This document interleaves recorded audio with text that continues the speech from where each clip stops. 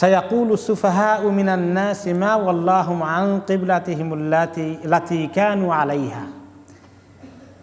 বোকা লোকগুলো, দুষ্ট প্রকৃতির লোকগুলো মানুষের মধ্যে থেকে তারা বলবে যে কোন জিনিস তাদেরকে ওই কেবলা থেকে সরিয়ে নিয়ে এসেছে যে কেবলায় তারা ছিল। কুল লিল্লাহিল মাশরিক ওয়াল মাগরিব, আপনি বলে দেন মাশরিক এবং মাগরিব, পূর্ব এবং পশ্চিম সবই আল্লাহ তাআলার জন্যে। ইয়াহদি মান ইয়াশাউ ইলা সিরাতিল মুস্তাকিম, তিনি যাকে চান তাকে সিরাতুল মুস্তাকিমের দিকে হিদায়াত দান করেন। ওয়া কাযালিকা জাআলনাকুম উম্মাতান ওয়াসাতা, এভাবে আমি তোমাদেরকে মধ্যপন্থী জাতি হিসাবে সৃষ্টি করেছি, বানিয়েছি। লিতাকুনু শুহাদা আলান নাসি ওয়া ইয়াকুনার রাসূলু আলাইকুম শাহিদা, যাতে করে তোমরা লোকদের উপর সাক্ষ্যদাতা হতে পারো এবং রাসূল তোমাদের প্রতি সাক্ষ্যদাতা হয়ে যান। ওমা জাআলনাল কিবলাতাল্লাতী কুনতা আলাইহা ইল্লা লিনা'লামা মান ইয়াত্তাবিউর রাসূলা মিম্মান ইয়ানকালিবু আলা আকিবাইহি, আর আমি যে কিবলা থেকে অন্য কিবলা আপনাকে নিয়ে এসেছি সেটা এই জন্যেই যে আমি জানতে চাই কারা আল্লাহর রসুলকে অনুসরণ করে আর কারা তার থেকে মুখ ফিরিয়ে নিয়ে অন্যদিকে চলে যায়। ওয়া ইন কানাত লাকাবীরাতান ইল্লা আলাল্লাযিনা হাদাল্লাহ, যদি এই বিষয়টি অনেক বড় বিষয় তবে যাদেরকে আল্লাহ হিদায়াত দান করেছেন তাদের জন্য নয়, তাদের জন্য অত্যন্ত সহজ। ওয়া মা কানা আল্লাহু লিইয়ুযিয়া ঈমানাকুম, আল্লাহ তাআলা তোমাদের ঈমান আমলকে কখনোই বরবাদ করতে চান না। ইন্নাল্লাহা বিন-নাসি লারাউফুর রহিম, নিশ্চয়ই আল্লাহ তাআলা লোকদের প্রসঙ্গে অত্যন্ত দয়াময় এবং অত্যন্ত দয়ালু এবং তিনি তাদের প্রতি কৃপা পোষণ করেন। ক্বাদ নারা তাকাল্লুবা ওয়াজহিকা ফিস সামা, আমি দেখতে পেয়েছি আপনার চেহারা বারে বারে আকাশের দিকে তাকান। ফালানুওয়াল্লিয়ান্নাকা কিবলাতান তারদাহা, আমি আপনাকে এমন কিবলার দিকে নিয়ে আসবো যেটা পেলে আপনি খুশি হবেন। ফাওয়াল্লি ওয়াজহাকা শাতরাল মসজিদুল হারাম, কাজেই এখন থেকে আপনার চেহারাকে মসজিদে হারামের দিকে মুখ ফিরিয়ে নিন। ওয়া হাইসুমা কুনতুম ফাওয়াল্লু উজুহাকুম শাতরাহ, তোমরা যেখানেই থাকো তোমাদের চেহারাকে ওই দিকেই তাকা, ওই দিকে ফিরাও যেদিকে মসজিদুল হারাম রয়েছে। ওয়া ইন্নাল্লাযীনা উতুল কিতাবা লা ইয়ালামুনা আন্নাহুল হাক্কু মির রাব্বিহিম, নিশ্চয়ই যাদেরকে কিতাব দেওয়া হয়েছিল আহলে কিতাবের লোকগুলো তারা ভালো করেই জানে এই বিষয়টা তাদের রবের পক্ষ থেকে হক। ওয়া মাল্লাহু বিগাফিলিন আম্মা ইয়ামালুন, তারা যা কিছু করে এগুলো সম্পর্কে আল্লাহ তাআলা কখনোই গাফিল নন, অনবহিত নন। ওয়ালা ইন আতাইতাল্লাযীনা উতুল কিতাবা বিকুল্লি আয়াতিন মা তাবিউ কিবলাতাক, যাদেরকে কিতাব দেওয়া হয়েছে আগে আহলে কিতাবের লোকগুলো, এদেরকে যদি আপনি সবগুলো আয়াত নিয়ে আসেন তাদেরকে বোঝানোর জন্যে, তারা কখনো আপনার কিবলাকে অনুসরণ করবে না। ওমা আনতা বিতাবিন কিবলাতাহুম, আপনিও তাদের কিবলাকে অনুসরণ করবেন না। ওমা বাদুহুম বিতাবিন কিবলাতা বাদ, তারা নিজেরাও একে অপরের কিবলাকে অনুসরণ করবে না। ওয়ালা ইন ইত্তাবাতা আহওয়াআহুম মিন বাদি মা জাআকা মিনাল ইলম, আর আপনি যদি তাদের খাহেশাতে নাফসানিকে অনুসরণ করেন আপনার কাছে সুস্পষ্ট ইলম আসার পরেও, ইন্নাকা ইযাল্লা মিনাজ জালিমিন, তাহলে আপনি অবশ্যই জালিমদের অন্তর্ভুক্ত হয়ে যাবেন। আপনারা জানতে পেরেছেন এই সায়াকুল সুফাহা এই দ্বিতীয় পারার শুরুতে যে বিষয়টির অবতারণা হয়েছে সেটা হচ্ছে কিবলা পরিবর্তন। কিবলা পরিবর্তন কেন হলো আপনারা ভালো করে জানেন। রাসূলুল্লাহ সাল্লাল্লাহু আলাইহি সাল্লাম যখন মদিনা তয়্যিবাতে হিজরত নিয়ে এসেছেন, তিনি দেখলেন সেখানে আহলু কিতাব ইহুদিরা আছেন। তিনি চিন্তা করলেন তাদের কিবলা তো বাইতুল মাকদাসে, আল্লাহ তাআলার পারমিশনে তিনি অনেক দিন বাইতুল মাকদাসের দিকে নামাজ পড়লেন যে তারা বুঝুক তাদের কিবলা ওনার কিবলা সেম, তাদের নবী উনি যে ওহী পেয়েছেন, তিনি যে ওহী পাচ্ছেন একই জায়গা থেকে এসেছে, তাহলে তারা আর ওনাকে দূরে সরিয়ে দেবে না, তারা তাড়াতাড়ি ঈমান আনবে যে উনি তো আমাদের দিনের কথাই বলছেন, আমরা কেন ওনার কথা শুনবো না, ঈমান আনবো না, তিনি তো হক নবী। এই আশা তিনি তাদের কাছ থেকে করেছিলেন বিধায় আল্লাহর হুকুমে 16-17 মাসের মতো বাইতুল মাকদাসের দিকে ফিরে নামাজ পড়েছিলেন। কিন্তু তিনি এটা টেম্পোরারিলি করেছিলেন। তিনি জানেন যে আসল কিবলা তো হলো মসজিদুল হারাম, দুনিয়ার সর্বপ্রথম আল্লাহ তাআলার ঘর, এবং ওনার আদি পিতা, সমস্ত নবীদের আদি পিতা পরবর্তী পর্যায়ে এই যে বাইতুল মাকদাস যিনি বানিয়েছেন, দাউদ আলাইহিস সালাম পরে বানিয়েছেন, তারা সুলাইমান আলাইহিস সালাম, এই সমস্ত নবীরা তাদের আগেও যারা বানিয়েছিলেন বা নামাজ পড়েছেন, সবাই জানেন তাদের সবার আদি পিতা হচ্ছেন আল মসজিদুল হারাম। আর সেটা মানুষের জন্য আল্লাহর ইবাদতের সর্বপ্রথম ঘর, আর ওইটাই আসল কিবলা। টেম্পোরারিলি আল্লাহ তাআলা বাইতুল মাকদাসের দিকে কিছুদিনের জন্য অ্যালাউ করেছেন। তো তিনি একটা মাসলাহাত মনে করে কম্প্রোমাইজ করেছিলেন ইহুদিদেরকে ওনার দিকে আকৃষ্ট করার জন্যে। কিন্তু তিনি জানেন আলটিমেটলি আসল কিবলার দিকেই আসা দরকার। মনের মধ্যে খুব তামান্না। তিনি নামাজ পড়তেন, শেষ করে প্রায়ই উপরের দিকে তাকাতেন কখন আল্লাহর ওহী আসে যে আপনার কিবলা এবার মসজিদে হারামের দিকে নিয়ে আসেন। অনেক অপেক্ষা করতেন। তো তিনি নিজের ইচ্ছায় তো কোনো কাজ করবেন না। তারপরে আল্লাহ তাআলা ওহী নাযিল করলেন এই আয়াতগুলোর মধ্যে, তখন তিনি আবার এই মসজিদে হারামের দিকে কিবলাকে ঘুরিয়ে দিলেন। এটা হচ্ছে মূল বিষয়। যখনই মসজিদে হারামের দিকে তিনি কিবলা ঘুরিয়ে দিয়ে নামাজ পড়া শুরু করে দিলেন, তখন সুফাহা যারা এরা বলা বলি শুরু করলো। সুফাহা আসলে কি জিনিস? বহু বচন সাফি, আর সাফি মানে হচ্ছে স্টুপিড, বেউকুফ। আল্লাহ নবীতে কাউকে গালি দেন না এরকম করে, কিন্তু আল্লাহ তাআলা কাউকে বেকুব বললে কি অন্যায় হবে? তারা আল্লাহর হুকুম বুঝে না, তো বেকুব ছাড়া আর কি তারা? তা আল্লাহ তাআলা নিজে বলছেন বেকুবগুলো বলবে আপনাকে, অচিরেই বলবে আমি তো কিবলা পরিবর্তন করে দিচ্ছি, আপনি রেডি থাকেন। বেকুবগুলা বলা বলে শুরু করে দেবে যে ওই কিবলার দিকে যে ছিল কোন জিনিস আবার তাকে উল্টাই দিল আরেক কিবলার দিকে। এগুলা বলে ফান করবে, আপনাকে উপহাসের পাত্র বানাবে। এইটা বুঝি দিন হলো? একদিন নামাজ এদিকে আবার ওইদিকে, একবার এদিকে আবার ওইদিকে, কিবলা ঘুরাই খালি। ব্যাপার কি? আল্লাহর দিন হলে এত ঘোরাঘুরি হয় নাকি? এগুলো বলে আপনাকে খুব করে তারা উপহাসের পাত্র বানাবে, মিডিয়ায় ছড়িয়ে দিবে আপনার বিরুদ্ধে, যাতে করে লোকেরা আপনার ব্যাপারে খারাপ ধারণা পোষণ করতে থাকে। তো সুফাহা বলতে বেওকুফ। এখন এই বেওকুফ কারা? কাদেরকে আসলে প্র্যাকটিক্যালি মিন করা হয়েছে? 3 গ্রোহ লোক ছিল মদিনা। এক গ্রোহ ছিল তো মুনাফিক, আরেক গ্রোহ ছিল ইয়াহুদ, আর আরেক কওম হচ্ছে মক্কার যারা কাফির রয়ে গেছে তারা। এই 3 দল যেই তিনি কিবলা ঘুরিয়েছেন, তারাই 3 দলেই সমানে বলা বলে শুরু করলো। হ্যাঁ, আহবারুল ইয়াহুদ, আল মুনাফিকুন, আর মুশরিকু আল আরব। আর এর বাইরেও যদি কেউ থাকে, সবাইকে লক্ষ্য করে আল্লাহ তাআলা বলছেন যে তারা যদি সত্যিকারভাবে বুঝতো যে আল্লাহর কোরআনে আসছে, আল্লাহর হুকুম হচ্ছে, আল্লাহ নবী কি তার উল্টার দিকে যাবেন? তিনি তো আল্লাহর হুকুম মানবেনই। তো কারণ নবী বেচারাকে তোমরা দায়ী করো কেন? হুকুম তো দিলাম আমি কি বুঝি না কিবলা কোন দিকে হওয়া লাগবে? আমার পারমিশন ছাড়া আল্লাহ নবী কোনো কাজ করেন? তো কি জন্য তোমরা ওনার ব্যাপারে অপপ্রচার করার চিন্তা করছো? তো আপনি বলে দেন কুল্লিল্লাহিল মাশরিকু ওয়াল মাগরিব। দেখো, পূর্ব আর পশ্চিম, উত্তর আর দক্ষিণ যত দিকই আসে না কেন, দিকগুলো তো আল্লাহ তাআলার, তিনি সৃষ্টি করেছেন। আল্লাহর কাছে কোনো দিক খারাপ না। আল্লাহ তাআলার কাছে পূর্বও খারাপ না, পশ্চিমও খারাপ না। দিকের ব্যাপারটা তো আল্লাহ তাআলা নিজের সৃষ্টি এবং নিজের সৃষ্ট জিনিসগুলো এগুলো, আর সবগুলো দিক আল্লাহ তাআলার ইবাদতের জন্যই খাড়া থাকে। পূর্ব বলো আর পশ্চিম বলো, যত দিক আছে, যত সৃষ্টি আছে, সবাই তো আল্লাহর জন্যই সৃষ্টি। এখানে কোনোটার মধ্যেই খারাপ নাই, কোনোটার মধ্যেই ভালো নেই। মাশরিক আর মাগরিব, তো এটা অর্থ মাশরিক অর্থ পূর্ব, মাগরিব অর্থ পশ্চিম। মাশরিক আসলে পূর্ব দিকের, শারক মানে পূর্ব, গারব মানে পশ্চিম। তো এটাকে বলে ইসমে মাকান,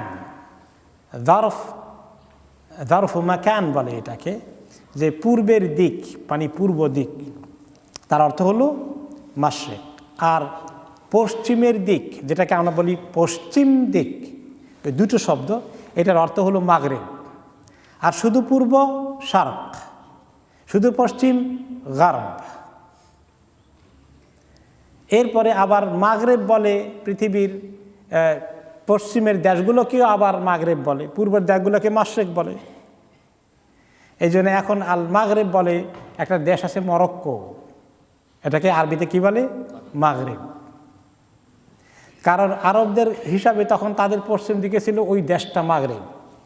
যদিও আল মাগরেব আল আরবি বলতে শুধু মরক্কো না, তার আন্ডারে অনেকগুলো দেশ চলে আসে। আগের জমানায় মাগরেব বলতে অনেক বড় এরিয়া ছিল, যেমন মরক্কো, তিউনিসিয়া, লিবিয়া, মরিতানিয়া, তারপরে এই সবগুলো মিলে হচ্ছে কি মরক্কো, মাগরেব। কিন্তু এখন আরবিতে ছোট্ট একটা দেশ হয়ে গেছে মাগরেব, যেটা মরক্কো শুধু।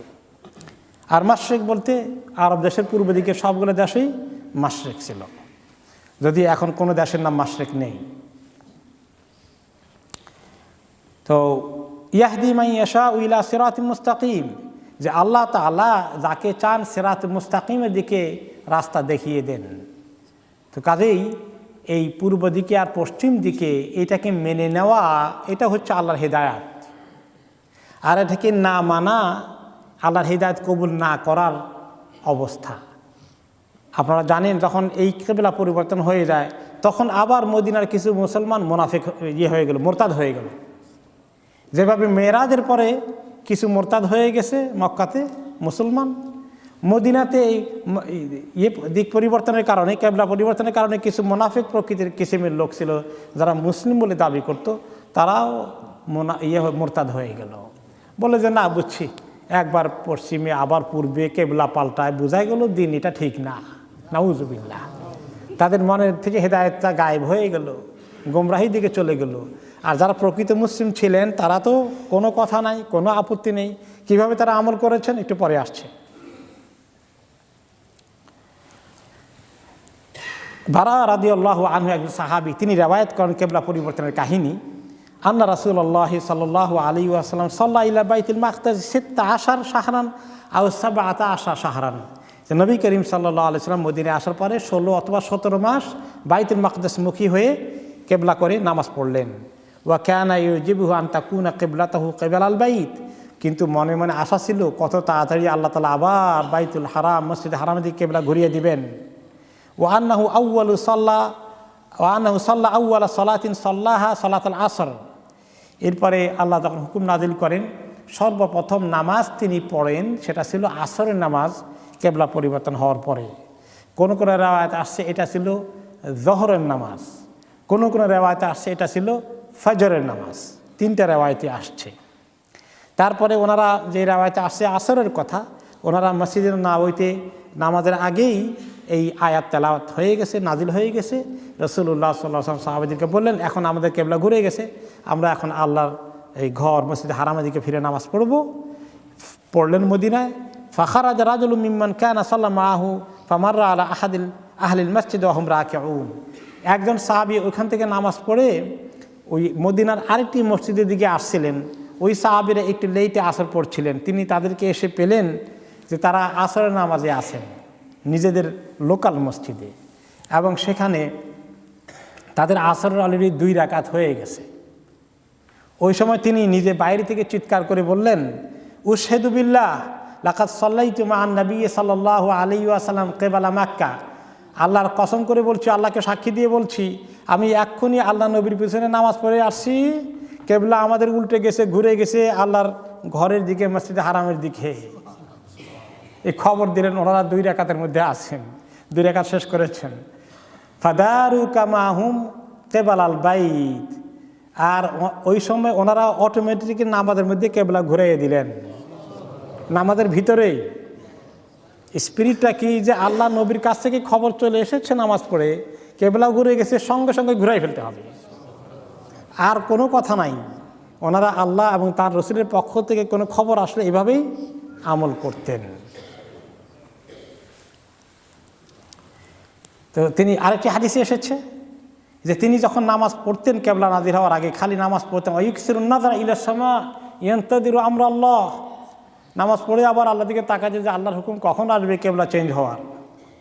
তারপরে যখন আল্লাহ তাআলা কিবলা চেঞ্জ করে দিলেন, এই কিবলাটা চেঞ্জ হয়ে গেল। কিন্তু এই ইহুদি এবং মুনাফিক মক্কার অন্যান্য লোকগুলো তারা এটা নিয়ে মদিনার কিছু কিছু মুনাফিকগুলো তারা অনেক ধরনের বিতর্ক শুরু করে দিল, অপপ্রচার শুরু করে দিল। কোনো কোনো রেওয়ায়েতে আসছে যে ফাখাতাবা রাসূলুল্লাহ সাল্লাল্লাহু আলাইহি সাল্লাম, তিনি আসরের আগে খুতবা দিয়েছিলেন, বুঝিয়ে দিলেন, তারপরে তিনি সালাতুল আসর পড়লেন। এটা বুখারী এবং মুসলিমের কথা। কিন্তু অন্যান্য কোনো কোনো রেওয়ায়েতে আসছে যে তিনি নিজে তখন এমন জায়গায় নামাজ পড়ছিলেন, মসজিদে বনি সালামা, যেটাকে এখন বলা হয় মসজিদুল কিবলাতাইন। আপনারা অনেকেই মদিনায় গেলে ভিজিট করতে যান। এই মসজিদের নাম ছিল মসজিদুল বনি সালামা। বনি সালামা নামে মদিনার পাশের একটা কবিলা এখানে বসবাস করতেন। মূল শহরের বাইরে তারা তখন ছিলেন। এখন তো ওটা শহরের ভিতরে ঢুকে গেছে। ওই সময় অরিজিনাল মদিনাতে সাইজ অনেক ছোট ছিল, ওইটা ছিল মদিনার বাইরে। ওই সময় কোনো কারণে কোনো রেওয়ায়েতে বলে যে রাসূলুল্লাহ সাল্লাল্লাহু আলাইহি ওয়াসাল্লাম বনি সালামার ওখানে নামাজ পড়তে এসেছিলেন। তিনি নিজে ওখানে নামাজে ছিলেন এবং সেইখানে নামাজের ভিতরেই ওনার উপর ওহী আসে এবং তখনই তিনি নিজেই পরিবর্তন করে সেখানে কিবলা ঘুরাই দেন। আর কোনো রেওয়ায়েতে না, উনি মদিনায় নামাজ পড়েছেন, এখানে সাহাবীদের মাধ্যমে খবর আসছিল, ওনারা নিজেরা ঘুরে গেছেন। আবার কোনো রেওয়ায়েতে আসছে যে মসজিদে কোবাতেও একই ঘটনা হয়েছে, ওনাদের কাছে খবর পৌঁছেছে আর একটু পরে। কোবা তো একটু দূরে, কয়েক মাইল দূরে মূল শহর থেকে, মদিনা থেকে। ওনাদের কাছে খবর এসেছে ফজরের নামাজের সময়, পরের দিন।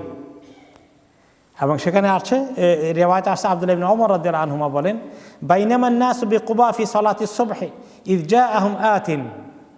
মসজিদে কুবাতে যে সাহাবীরা যখন জামাতে নামাজ পড়ছিলেন, নামাজে থাকা অবস্থায় একজন খবর দিল ওনাদেরকে ফজরের সময়, ইন্না রাসূলুল্লাহ সাল্লাল্লাহু আলাইহি ওয়াসাল্লাম কাদ উনজিলা আলাইহি লাইলাতুল কুরআনুন। শোনো, আল্লাহ নবীর কাছে গত রাত্রে কোরআন নাজিল হয়েছে, মানে কিছু আয়াত নাজিল হয়েছে। ওয়াকাদ উমিরা আন ইস্তাকবিলাল কিবলা কাবা ফাস্তাকবিলুহা।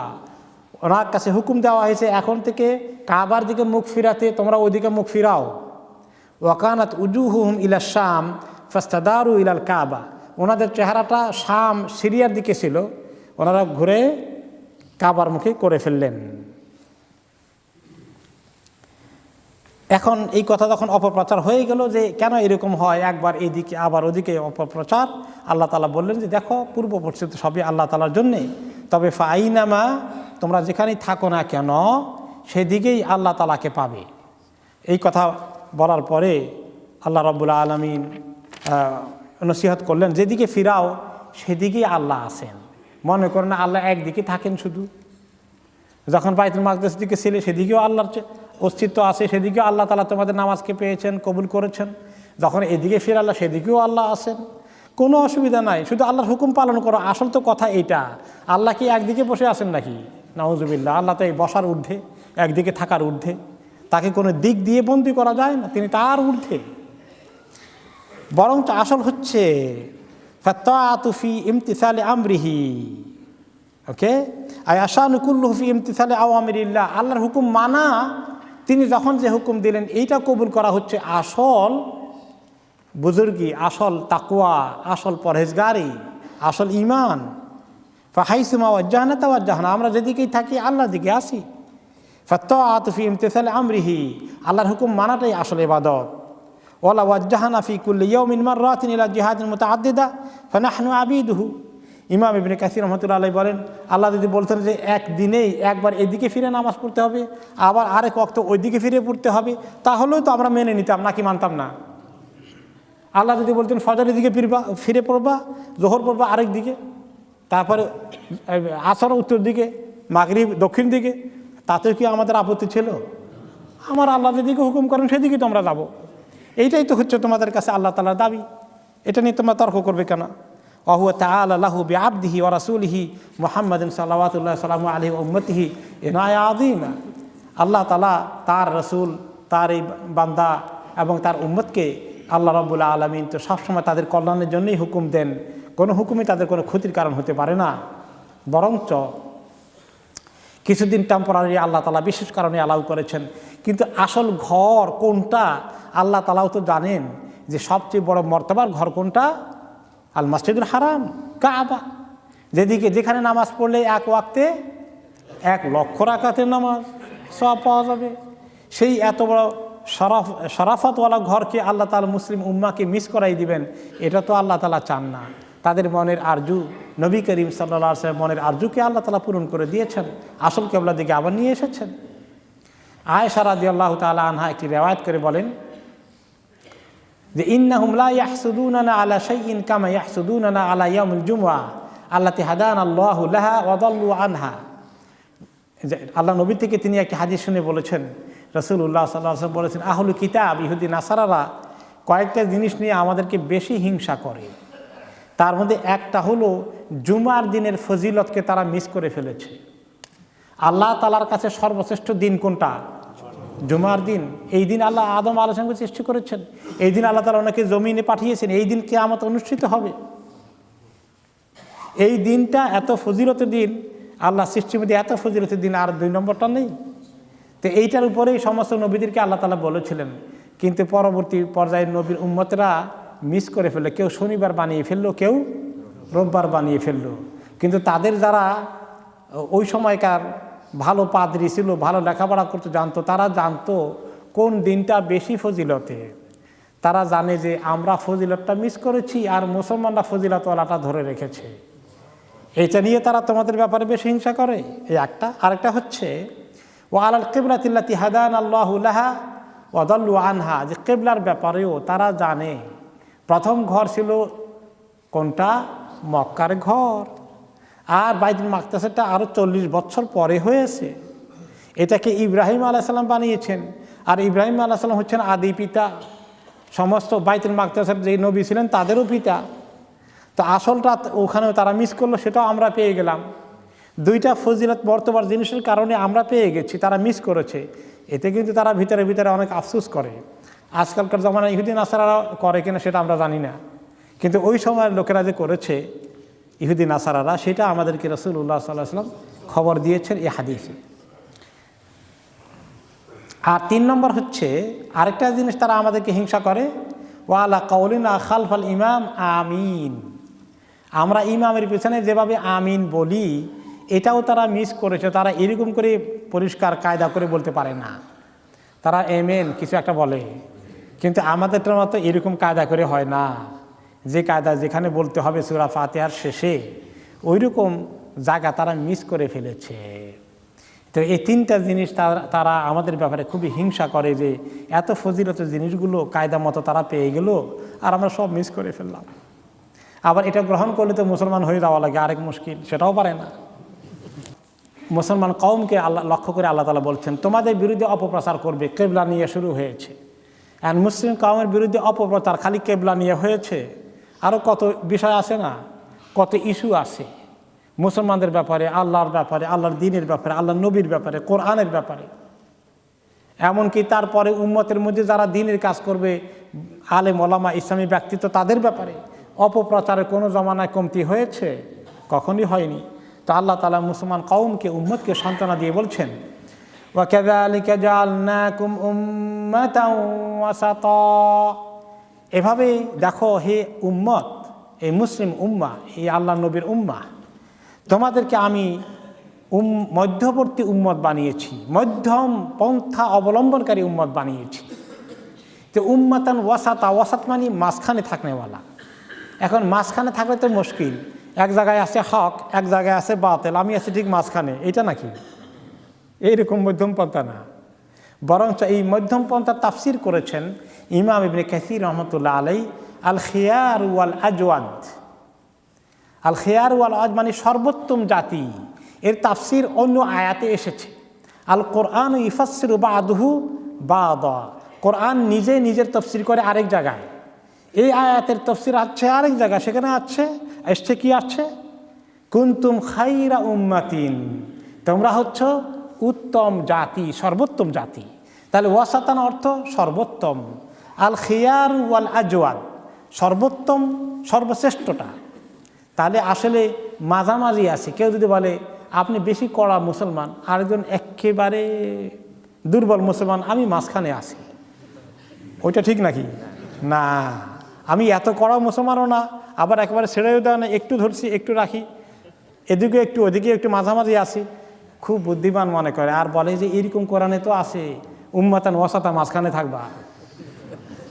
এরকম দলিল আনলে উল্টা সমঝিলি, উল্টা হয়ে গেল। বরঞ্চ উম্মাতান ওয়াসাতা হচ্ছে সর্বোত্তম উম্মাহ, সর্বোত্তম উম্মত।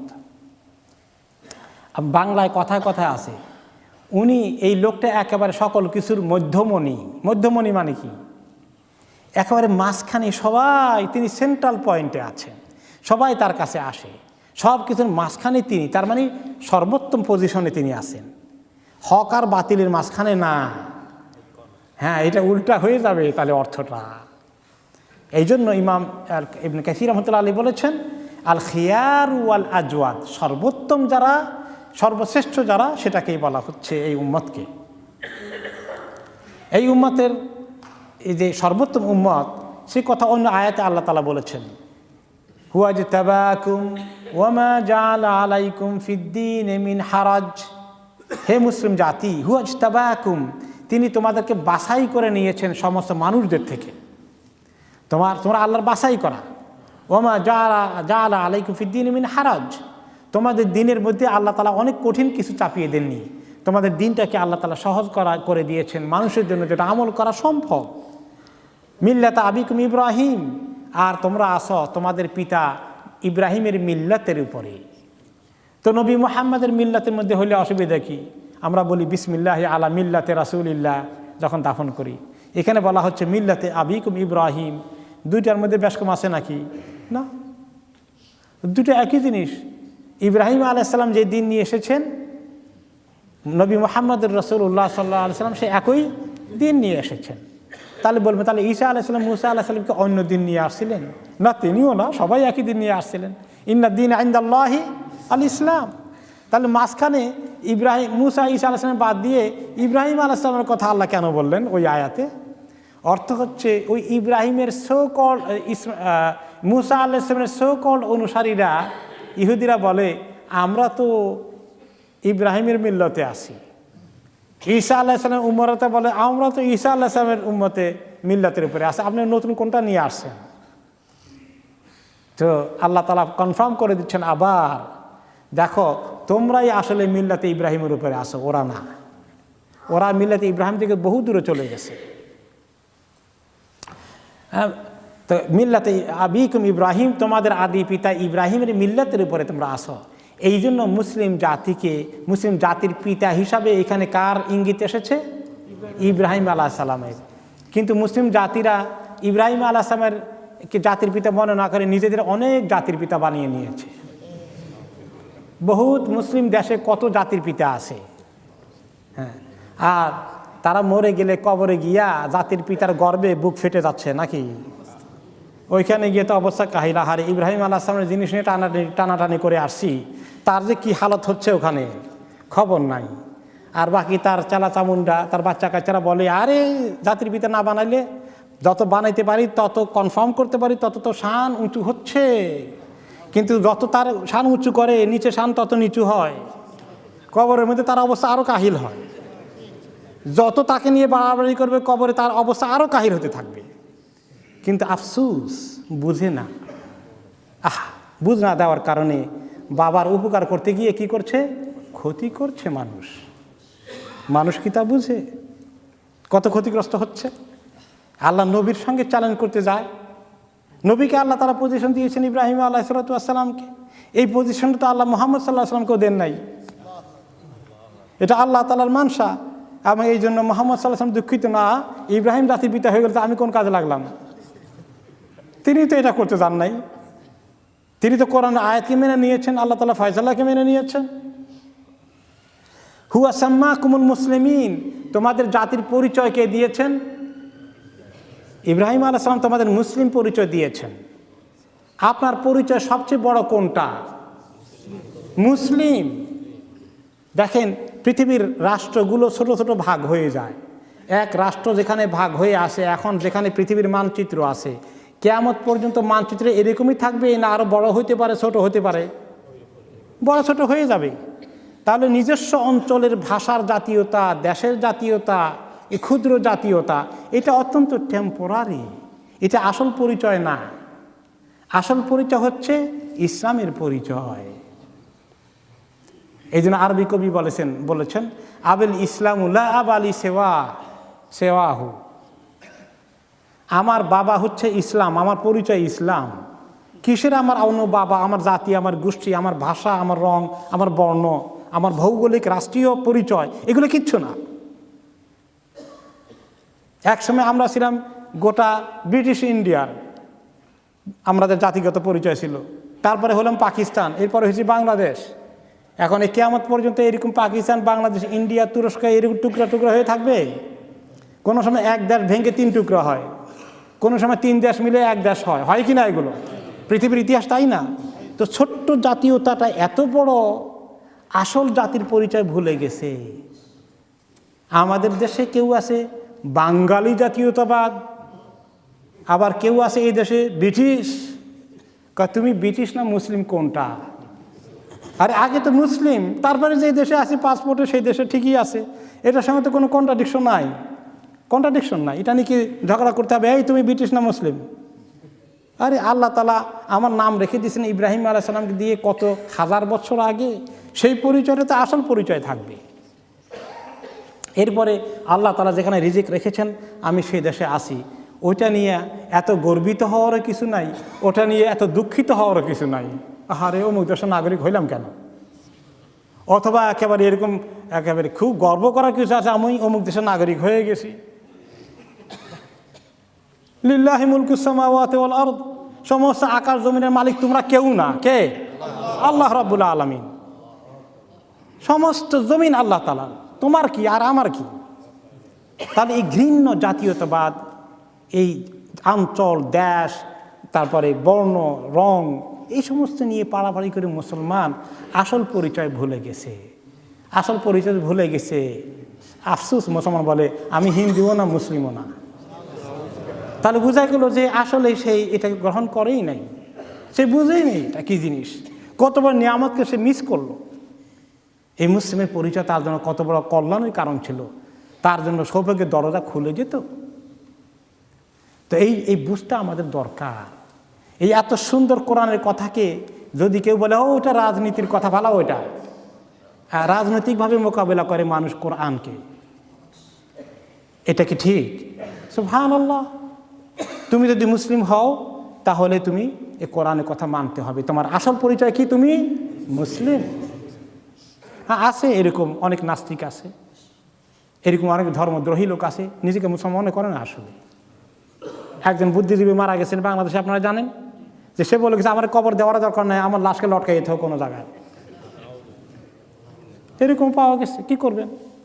সে এটা গ্রহণ করতে চায় না যে আল্লাহ তাআলা তাকে এত সুন্দর পরিচয় দিয়েছেন, এত সুন্দর দিন, ইন্না দীন ইনদাল্লাহিল ইসলাম।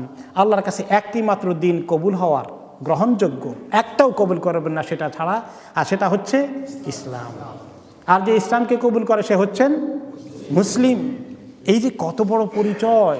আজকে মুসলিম রাষ্ট্রগুলো একে অপরের পাসপোর্ট নিয়ে, পরিচয় নিয়ে, একে কার থেকে বড়, কত রকমের নিজস্ব জাতীয় কৃষ্টি, কালচার, নিজস্ব এইগুলোকে এত পূজা করে, এত এগুলোর রমরমা ব্যবসা করতে চায়, এত এগুলোকে ছড়িয়ে দিতে চায়, এবং এগুলোকে ব্যবহার করে ইসলাম যাতে করে উঠে যায় মানুষের কাছ থেকে।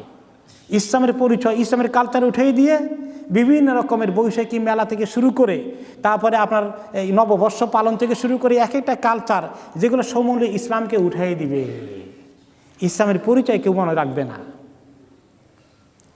এই হচ্ছে মুসলিম জাতির দুর্ভাগ্য, উত্তম জাতির অধপতন। কুনতুম খাইরা উম্মাতিন, তোমাদেরকে ভালো সর্বশ্রেষ্ঠ উম্মত হিসেবে সৃষ্টি করেছিলাম। সেই জাতির কপালাতে পড়া, কয় আমি ভালো তা হইতে চাই না, সে ভালো এই সার্টিফিকেট নেবে না, সে মুসলিম হবে না, মুসলিম পরিচয় দেবে না। কেউ কেউতে এমন আছে যে নামটাও এমন রাখে যে কি জানি একটু মুসলিমের নামটা লুকানো যায় কি না, আর অত্যন্ত মডার্ন, এত আধুনিক নাম হবে যাতে এই লোকটা পরিবারে ইসলাম আছে এটা বোঝাও না যায়। আধুনিক নামের এক একটার কি তরিকা দেখবেন, কি কি থাকে, লিঙ্কন, লেনিন, বোল্টন, হ্যাঁ, এই সমস্ত কিছু নাম এই শুরু হয়ে গেছে। এক একটা নাম দেখবেন পত্রিকা পড়লে, হ্যাঁ, যারা বিশেষ করে প্রগতিবাদী, প্রোগ্রেসিভ মাইন্ডেড, তাদের ছেলেপেলের নাম হবে এগুলা। মুসলমানদের একটা পরিচয়, একটু কোনো জায়গায় মারা গেলে, কোনো জায়গায় যদি তার নিজস্ব আত্মীয় স্বজন না থাকে, দূর দেশে কোনো জায়গায় মারা গেছে, নাম দেখেও বোঝা যাবে আব্দুল করিম এই যে মুসলমান, এটা বুঝতে আর কোনো অসুবিধা আছে? হোসাইন, আলী, আবু বকর, ওমর, সে কি মুসলিম। কোনো জায়গায় তার এরকম যদি খোদা না করুক এরকম কোনো জায়গায় দেশে যায় বা কোনো জায়গায় ভূমিকম্প হয়, যেখানে কোনো জায়গায় এরকম কিছু কেয়ামত ঘটে যায়, হাজার হাজার লোক মারা যায়, হিন্দু না মুসলিম, এগুলো মিলাতে পাসপোর্ট আইডি পাসপোর্ট থাকলে নামটা দেখলেই বোঝা যাবে মুসলিম, আর এটা হিন্দু, আর এটা খ্রিস্টান, আর এটা বৌদ্ধ। এই জিনিসটা পর্যন্ত উঠাই দেয়। আজকে যারা যত লোক আধুনিক হয় তত এই আধুনিক নাম রাখার একটা প্রতিযোগিতা। আলহামদুলিল্লাহ, আমি মনে করি আপনাদের মধ্যে ইসলামী নাম রাখার একটা চেতনা এখনও আছে আল্লাহর ফজলে, আলহামদুলিল্লাহ। কিন্তু আমাদের দেশে দুর্ভাগ্য, যত শিক্ষিত হয়, আধুনিক হয়, ততই মনে করি যত জলদি করে ইসলামের যা কিছু আছে জলদি করে ফেলে দেওয়া যায়, ততই আমরা অনেক প্রগতিবাদী হয়ে গেলাম। এই হলো দুর্ভাগ্য দেশের এবং জাতির।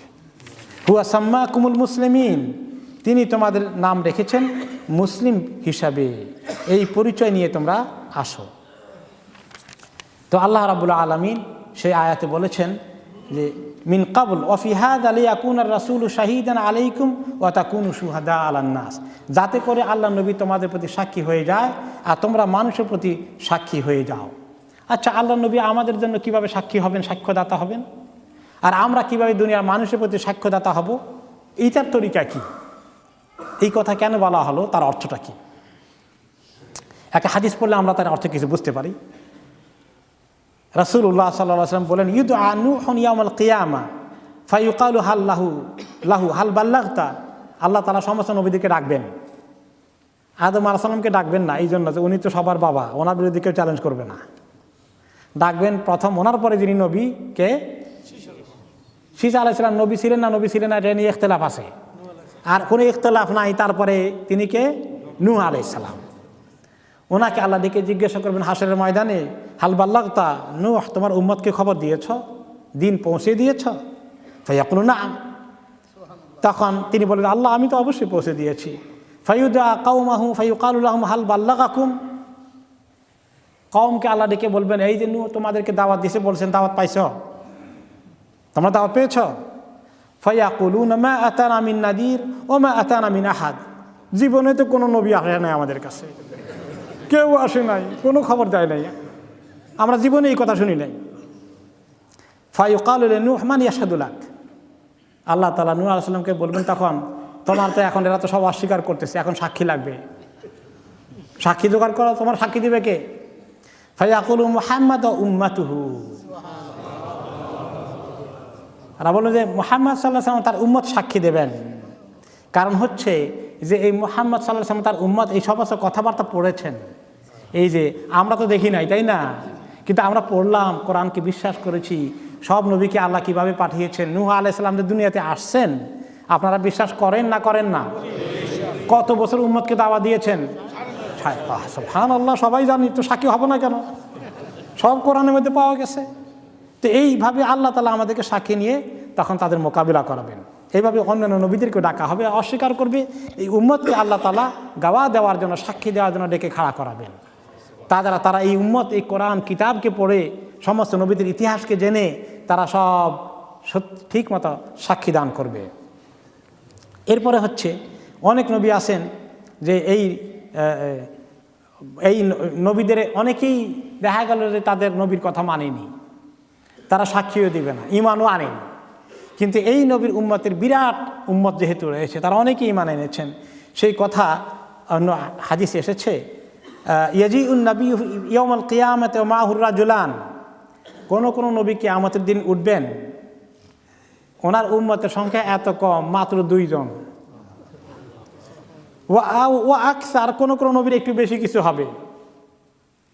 তখন এইভাবে প্রত্যেক নবীকে আল্লাহ জিজ্ঞাসা করবেন হাল বাল্লাগাকুম হাযা, এই উম্মত ইনি কি তোমাদেরকে দাওয়াত দিয়েছিলেন? ফায়াকুলুনা লা ফায়ুকালু লাহু হাল বাল্লাগতা কওমাক, উম্মত অস্বীকার করবে, নবী বলবেন যে আল্লাহ আমি পাঠিয়েছি, আমি পৌঁছিয়েছি। তখন বলবে যে কে তোমাকে, তোমার সাক্ষী কই? তখন সব নবীরাই বলবেন যে আল্লাহ, নবী মুহাম্মদ সাল্লাল্লাহু আলাইহি ওয়াসাল্লাম, তার উম্মত যারা ফলো করেছেন তারা আমাদের সাক্ষী, আল্লাহ তাআলা সবাইকে নিয়ে আসবেন। এটাই হচ্ছে শুহাদা আলান নাস। এটি হচ্ছে ইমাম ইবনে কাসির রহমতুল্লাহ আলাই এর তাফসির করেছেন। এবং আমাদের জন্যে আরও কাজ আছে। আমাদের পরে যারা আসলেন দুনিয়াতে, পরের জেনারেশনগুলো আল্লাহ নবীর ইন্তেকালের পরে দুনিয়া থেকে, তাদেরকে এই নবীর দাওয়াত পৌঁছে দেওয়ার দায়িত্ব কাদের? আমাদের প্রতি। আমরা সাক্ষী হব সবার জন্য। এটা হলো আরেকটি তাফসীর। এবং আরেকটি হাদিসে রাসূলুল্লাহ সাল্লাল্লাহু আলাইহি ওয়াসাল্লাম বলেন, আনা ওয়া উম্মতি ইয়াউমাল কিয়ামাতি আলা কাউমিন মুশরিফিনা আলাল খালায়েক, আমি এবং আমার সঠিক অনুসরণকারী উম্মতেরা কিয়ামতের দিন একটা উঁচু, বিরাট একটা উঁচু জায়গার মধ্যে আল্লাহ তাআলা আমাদেরকে বসাবেন। মা মিন্না নাস আহাদ ইল্লা ওয়াদ্দা আন্নাহু মিন্না, আমাদের উঁচু পজিশন দেখে সমস্ত নবীর উম্মতরা বলবে, আহারে আমরা যদি এই নবীর উম্মত হতে পারতাম। ওমা মিন নাবিন কাযাবাহু কাওমুহু ইল্লা ওয়া নাহনু নাশহাদু লাহু, যত নবীর উম্মতেরা, উম্মত বলতে উম্মত কিন্তু দুই রকম। ওই নবীর সময়ের লোকজন সবাই, মুসলমান কাফির সবাই তার উম্মত, এই সেন্সে ওনার জেনারেশনে যাদের কাছে তিনি দাওয়াত পৌঁছানোর করার কথা এরাও তার উম্মত, এদেরকে বলে উম্মত দাওয়া। এই যে এখনকার জামানায় যত কাফের আছে এরা আমাদের নবীর উম্মত দাওয়া, কিন্তু আমরা হচ্ছি যারা কবুল করেছি উম্মত মুস্তাজাবা, আমরা যারা কবুল করেছি সেই উম্মত। তো প্রত্যেক নবীর ওনার জেনারেশন, ওনার সমসাময়িক সমস্ত লোককে উঠিয়ে ওনার এলাকার আল্লাহ তাআলা সাক্ষী নেবেন এবং এই তাদের সাক্ষীটা দেবে। তারা যখন উম্মত অস্বীকার করবে, যারা মানেনি উম্মতের দাওয়া, যারা ডিনাই করবে, তাদেরটা কনফার্ম করবেন এই নবী এবং তার উম্মতকে দিয়ে আল্লাহ তাআলা। এই জন্য এই উম্মতের দায়িত্ব হচ্ছে অন্যদের কাছে এই ইসলামের খবর পৌঁছেই দেওয়া।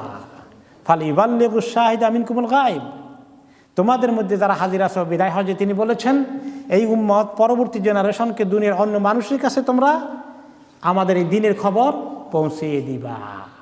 কাজে আমাদের সবার দায়িত্ব আছে শুহাদা আলান নাস, দুনিয়ার মানুষের কাছে আমাদের এই আল্লাহর দিনের দাওয়াত পৌঁছিয়ে দিয়ে আল্লাহর কাছে সাক্ষী হওয়ার যোগ্যতা অর্জন করা। যদি রাজসাক্ষী হইতে পারি তাহলে কিন্তু নাজাত আছে। আমরা রাজসাক্ষী হলে দেখেন, সরকারি রাজসাক্ষী হয়ে গেলে মাফ, তাই না? তাহলে যদি আল্লাহর কাছে মাপ পাইতে হয় তাহলে দুনিয়ায় মানুষের কাছে এই দিনই দাওয়াত কাজ করতে হবে, এই দিনের দাওয়াত পৌঁছে দিতে হবে, শাহাদা আলান নাস কাজ, শুহাদা আলান নাসে কাজ করতে হবে। এই কাজ না করলে কিন্তু আমরা দুনিয়াতে এই কাজ না করলে কিয়ামতের দিন কেমনে সাক্ষী হব? আল্লাহ নবীর কাছে উঁচু জায়গায় কেমনে জায়গা পাবো? এই জন্য আমাদের সবাইকে নিজেদের যেমন আমল করতে হবে, ইমানকে মজবুত করতে হবে, ইলম শিখতে হবে, নিজের বাস্তব জীবনে ইবাদত, আমল, হারাম হালাল, ফ্যামিলি, পারিবারিক সকল জীবনে দিন ইসলামকে কায়েম করতে হবে সমাজ জীবনে। তেমনি অন্য মানুষের কাছে দিনে দাওয়াত পৌঁছে দিতে হবে। এই কাজটা কি আমাদের সমাজের কিছু লোক করলে চলবে না? সবাইকে করতে হবে, সবাই করতে হবে। সবাই করি কিনা একটু খোঁজখবর নেই। হ্যাঁ, কেউ অনেক বেশি করতে পারবো আর কেউ সীমিত পরিসরে করতে পারবো, কিন্তু সবাইকেই করতে হবে। এই কাজ করতে হবে শুহাদা আলান নাস হওয়ার জন্য।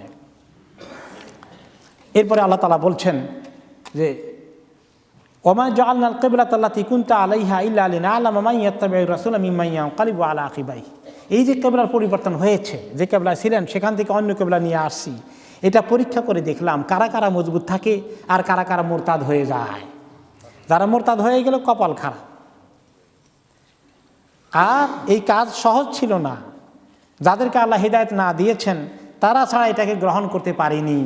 ওয়া ইন কানাত লাকাবীরাতান ইল্লা আলাল্লাযিনা হাদাল্লাহ, যাদেরকে আল্লাহ হিদায়াত দান করেননি তাদের জন্য সহজ ছিল না, তাদের জন্য বিরাট বিষয় ছিল। হ্যাঁ, এতদিন 16-17 মাস এদিকে পড়লাম, কথা নেই বার্তা নেই, হঠাৎ করে টান হয়ে গেল কেবলা, এইটা তাদের জন্য বিশাল পয়েন্ট ছিল। তারা এই পরীক্ষায় ফেল করে ফেলল। কিন্তু আল্লাহ রাব্বুল আলামিন হিদায়াত দান করলে আমাদের যারা আনসার, মুহাজিরুন, সাহাবী যারা ছিলেন মদিনায় সবাই কবুল করে ফেললেন, কারণ আল্লাহ তাআলা তাদেরকে হিদায়াত দিয়েছেন। তো এই জন্য দিনের কোনো বিষয় আশয় যদি কঠিনও লাগে তাহলে যিনি যাকে আল্লাহ হিদায়াত দান করেন তিনি কবুল করে ফেলেন, তার কাছে হেজিটেশন আসে না। কিন্তু অনেক মানুষ আছে যে ইসলামের কোনো কোনো বিধান, কোনো কোনো শরীয়তের ফতোয়া এবং ফয়সালা তার জন্য মানা কঠিন হয়ে যায়। যেমন কাকে যদি বলেন যে সুদ এর ভিত্তিতে বাড়ি কেনা তো হারাম, এই মানতেই পারবে না এটা।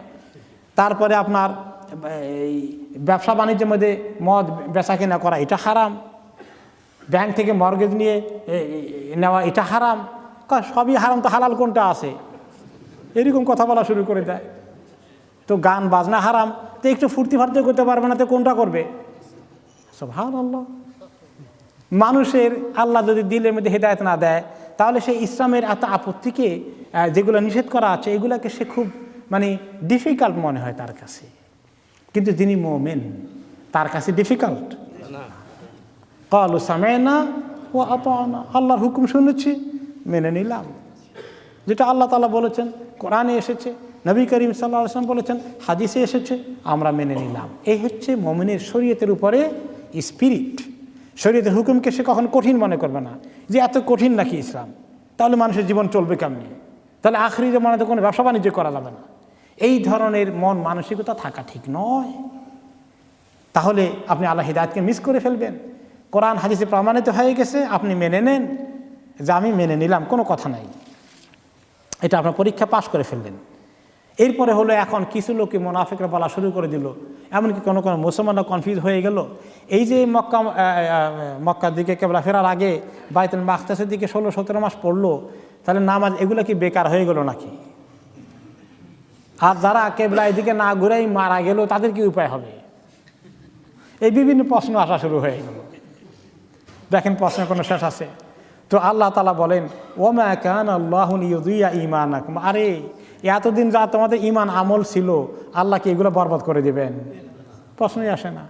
মনে আছে আমরা টাইম টেবিল নিয়ে কিছু দরবার করতেছিলাম কয়েক বছর আগে, এখন তো একরকম থেমে গেছে এটা। তো বেশ প্রায় 10-15 বছর আগের কথা।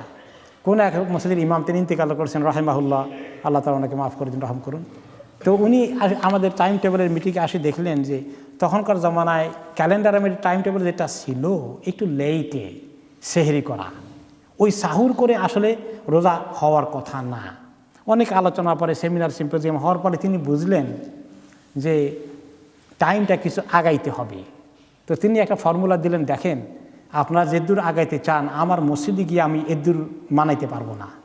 এক কাজ করেন, আমরা কিছু আগানোর চেষ্টা করি, আপনারাও কিছু ছাড় দেওয়ার চেষ্টা করেন, মাঝামাঝি চলে আসি। তো আমরা মানা কষ্ট হলে বললাম যে দেখেন ঠিক আছে, আলহামদুলিল্লাহ, যদূর আগাইতে পারেন আগাইতে থাকেন, আর আমরা তো আর এর পিছনে নামতে পারতেছি না। যাই বেচারা গিয়ে কমিটির সঙ্গে আলাপ করছে, করার পরে কমিটির লোকেরা বলে যে তাহলে এখন যদি আমরা এই টাইম টেবিল চেঞ্জ করে ফেলি, এত বছর রোজা রাখছিলাম, সেগুলো কি উপায় হবে? এখন সেগুলোর উপায় কি হবে? না, হবে না ওইটা। তারা আর পরিবর্তন করতেই দেয় নাই। এই আয়াতের সঙ্গে ওইটা মনে পড়ে কি না? মনে পড়ে যে যেটা হয়ে গেছে না জানার কারণে মানুষ বুঝতে পারে না, ইজতিহাদের মধ্যে খাতা হয়ে গেছে, ইজতিহাদ করতে গিয়ে রং হয়ে গেছে, আল্লাহ মাফ করে দিবেন। আমাদের ক্যালেন্ডারেও তো কয়েক বছর আগে, 10-15 বছর 20 বছর আগে আমাদেরও রোজা আর একটু পেছনে একটু ডিলে করেছি।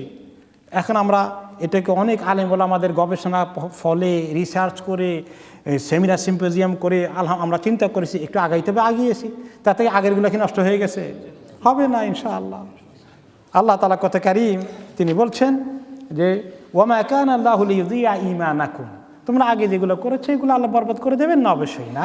তোমরা তো আল্লাহর হুকুম মেনে নিচ্ছ, এটাই তো আসল স্পিরিট। ইন্নাল্লাহা বিন-নাসি লারাউফুর রাহিম, আসলে তো আল্লাহ তাআলা মানুষের প্রতি বড় দয়ালু, খুব রহমত করেন। আল্লাহ সবসময় মানুষের পক্ষে কিভাবে সুবিধা হবে সেটা নিয়ে চিন্তা করেন। কিন্তু আমাদের কপাল খারাপ, আমরা মনে করি শরীয়তের হুকুম হারাম, ওইটা ঠিক, ও বেশি কড়া। যারা ইসলামকে থেকে দূরে থাকে, যারা এগুলো পর্দা পুশিদার আমলের কথা শুনলে ভয় পেয়ে যায়, হ্যাঁ এত কড়া পর্দা করা লাগে। যেমন মনে করেন ঘরের ভিতরে একই ঘরে 2-3 ভাই আসেন, বিয়ে শাদী করেছেন, তাদের নিজেদের এক একজনের স্ত্রী থেকে আরেক ভাই একটু পর্দা করা দরকার আছে নাকি নাই? আমাদের অনেক ফ্যামিলি আছে আমি জানি, তারা এক ঘরের ভিতরে এখানে পর্দা করবে কেমনি? এক ঘরের ভিতরে এত পর্দা করা যায় নাকি? কিছু কিছু ইয়াং ভাই বোনেরা আছেন যারা ইসলাম ভালো করে শিখছেন, তারা এটা সিরিয়াসলি আমল করেন। হাদিসে এসেছে আলহামু আল মাউত, ঘরের ভিতরে দেবর ভাবি, ঘরের ভিতরে শালি দুলাভাই, এগুলো সম্পর্ক হয়েছে মৌতের মতো।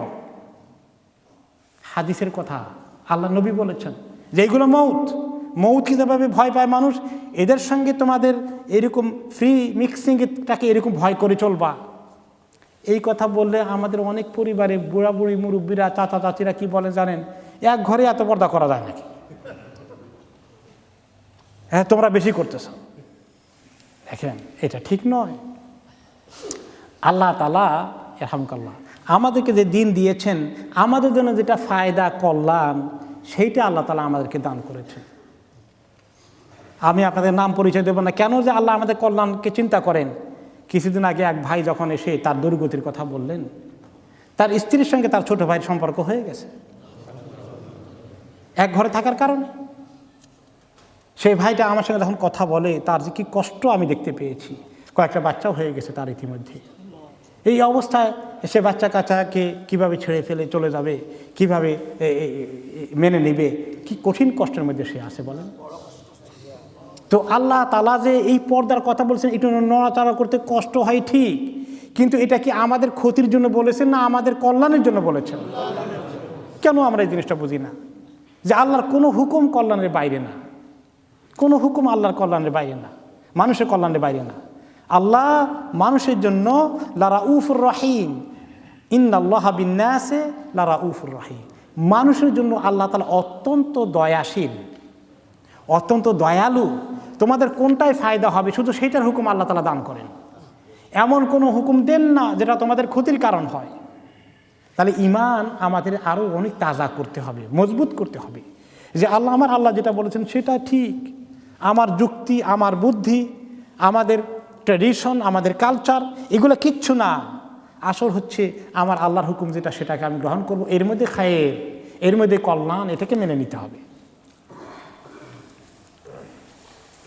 এরপরে আল্লাহ তাআলা বলেন যে এই যে কাজটা কিবলা পরিবর্তন করা হয়েছে, এটা ছিল অনেক নাফসের জন্য কঠিন, কিন্তু যাদেরকে আল্লাহ তাআলা আল্লাহ নবীর প্রতি ঈমান আনতে তৌফিক দিয়েছেন, সেটা তাদের জন্য এটা অত কঠিন ছিল না, তারা সহজেই নিয়েছে।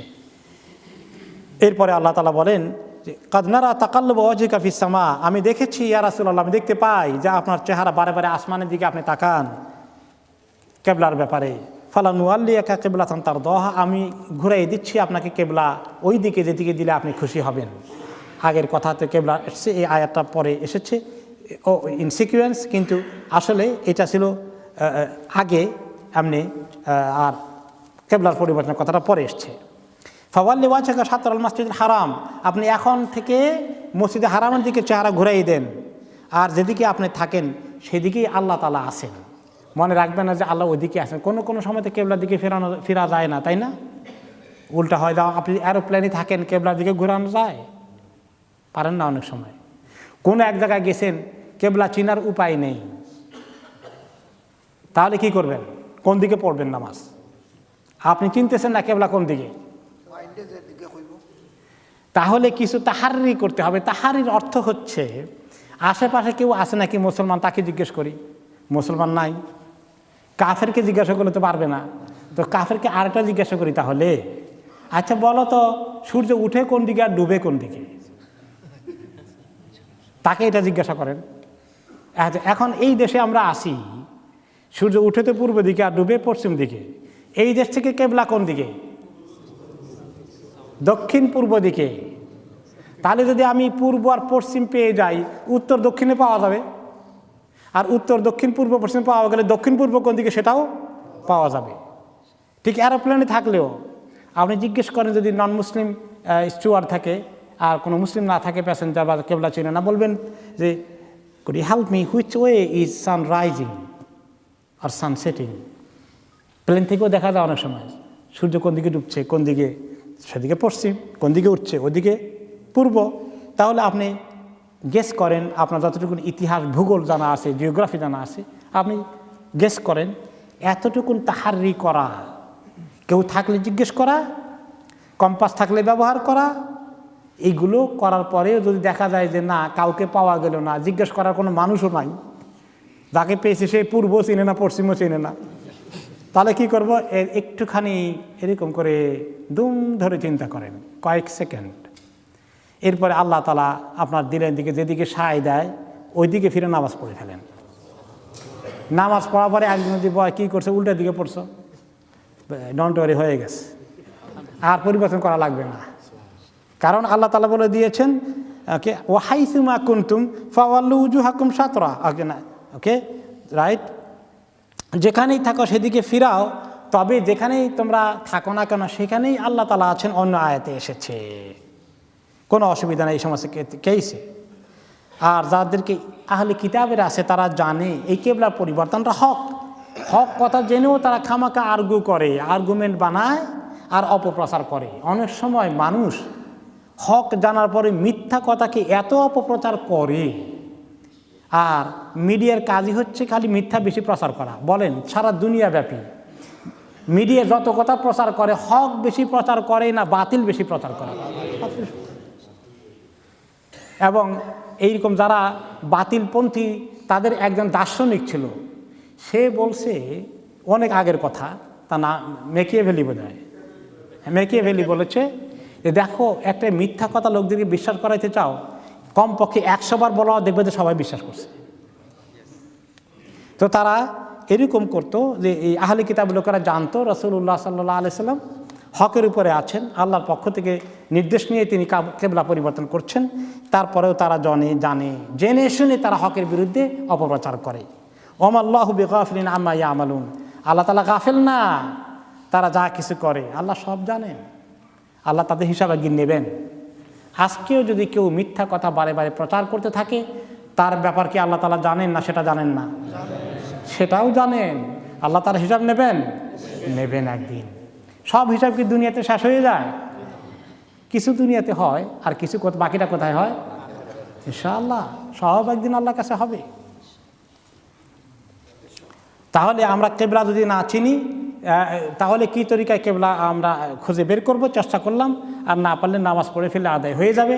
তারপরেও নামাজ মিস করা যাবে না। এরোপ্লেনে যখন আমরা দেশের দিকে যাই বা জেদ্দার দিকে যাই, তখন অলমোস্ট এদিকে থেকে কেবলামুখী হয়ে যায়, ওদিকে ফিরে বসেই ওদিকে ফিরে নামাজ পড়া যায়, প্লেন ছাড়লেই দক্ষিণ পূর্ব দিকেই প্লেন রওনা হয়ে যায় মোস্ট অফ দ্য টাইমস। আবার যখন মধ্যপ্রাচ্য থেকে আমাদের দেশের দিকে ট্রানজিট করে রওনা করে দেয়, তখন কেবলার উল্টো দিকে। তখন কি যদি পারা যায়, সিটটির লোকজন কম থাকে, তাহলে উল্টো দিকে ফিরে বসে নামাজ পড়ে নেওয়াটা উত্তম। কিন্তু যদি না পারা যায়, কোনো জায়গায় সব সিট ফুল, আপনাকে উল্টা দিকে ফেরানোর সুযোগ নাই, তখন আপনি ওই মুখে উল্টা দিকেই নামাজ পড়ে ফেলবেন, আপনার নামাজ আদায় হয়ে যাবে। আল্লাহ তাআলা দিনকে সহজ করে দিয়েছেন, কাজে এই সমস্ত এক্সকিউজ দিয়ে যেন নামাজ কাজা না করি। এরপরে ফাইনাল আয়াত দিয়ে আমরা শেষ করবো, যেটা ওয়ালা ইন আতাইতাল্লাযিনা উতুল কিতাবা বিকুল্লি আয়াতিন মা তাবিউ কিবলাতাক। আপনি তো অনেক কিছু দিয়ে তাদেরকে বোঝানোর চেষ্টা করলেন আল্লাহ নবী, যদি আপনি তাদেরকে আরও সব আয়াত, আরও কতগুলো আয়াত নিয়ে আসে বোঝানোর চেষ্টা করেন, এরপরে এরা কনভিন্স হবে না, যারা মোরতাদ হয়ে গেছে, আপনার কেবলাকে ফলো করবে না। ওমা আনতা বিতাবিন কিবলাতাহুম, আর শেষ পর্যন্ত ওদেরকে খুশি করতে গিয়েও আপনি আপনার কেবলা আর পরিবর্তন করতে পারবেন না, যে দেখি আবার ওদিকে যাই কিনা। নো, আপনাকে আমার যে হুকুম দিয়েছি এটা ফের জারি রাখবেন, কায়েম থাকবেন। ওমা বাদুহুম বিতাবিন কিবলাতা বাদ, তারা কখনোই একে অপরের কেবলাকে অনুসরণ করে না। এই যে তাদের নিজস্ব মতামত, চিন্তা, ওপিনিয়ন, আল্লাহর হুকুমের সামনে তারা এগুলাকে ফেলে দেয় না, প্রত্যেকেই নিজস্ব মত নিয়েই তারা তাদের কেবলা নিয়ে আছে। আর ওয়ালা ইন ইত্তাবা'তা আহওয়া'আহুম মিন বা'দি মা জাআকা মিনাল ইলম, আপনার কাছে সুস্পষ্ট ইলমের কথা আসার পরেও যদি আপনি তাদের আহওয়া, মন গড়া কথাকে অনুসরণ করতে যান, ইন্নাকা ইযাল লামিনায যালিমিন, তাহলে আপনি জালিম হয়ে যাবেন। ধমক দিলেন আল্লাহ তাআলা আল্লাহ নবীকে। আসলে মাকসুদ হচ্ছে যে রাসূলুল্লাহ সাল্লাল্লাহু আলাইহি ওয়াসাল্লাম কখনোই কনফিউজ হবেন না, তিনি তাদের কেবলার দিকেও যাবেন না, তিনি জালিম হওয়ার প্রশ্নও হয় না। কিন্তু ওনার উম্মতের কারোর মধ্যে যদি এই দুর্বলতা থাকে, শুধু কেবলার বিষয় না, যে কোনো কোনো বিষয়ে যদি যেভাবে মিডিয়ায় এখন প্রচার করে, মুসলমানরা বেশি আমল করতে গেলে এক্সট্রিম বলে ফেলে কিনা, কিছু ছাড় দিয়ে ফেলি। ওই সময় কেবলা ছাড়ের কথা আসলো, এখন যদি বলে যে তারা কিছু ছাড় দেয়, যে মহিলাদেরকে এত পর্দা পুষিতে বলে পর্দা টাঙ্গাই দিয়ে ভিতরে ঢুকাই দাও, এটা তো আমরা বেশি এক্সট্রিম মুসলিম হয়ে গেলাম। পর্দাটা উঠাই দিয়ে মহিলাদেরকে সামনে বসাই দাও, তাহলে বোঝা গেল তোমরা মোটামুটি এক ধরনের ভালো মুসলমান হয়ে গেছো। এইরকম কিছু প্রেশার দাবাও বিভিন্ন পক্ষ থেকে আসার চেষ্টা করে মিডিয়ার মাধ্যমে।